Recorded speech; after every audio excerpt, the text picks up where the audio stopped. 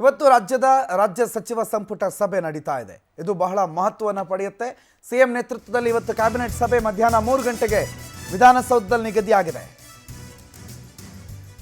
ವಾಡಿಕೆಯ ಪ್ರತಿ ಗುರುವಾರದ ಕ್ಯಾಬಿನೆಟ್ ಸಭೆ, ಆದರೆ ವರ್ಷದ ಮೊದಲ ಕ್ಯಾಬಿನೆಟ್ ಸಭೆ ಇವತ್ತು ಸಿಎಂ ಸಿದ್ದರಾಮಯ್ಯನವರ ನೇತೃತ್ವದಲ್ಲಿ ಮಧ್ಯಾಹ್ನ 3 ಗಂಟೆಗೆ ಶೆಡ್ಯೂಲ್ ಆಗಿದೆ.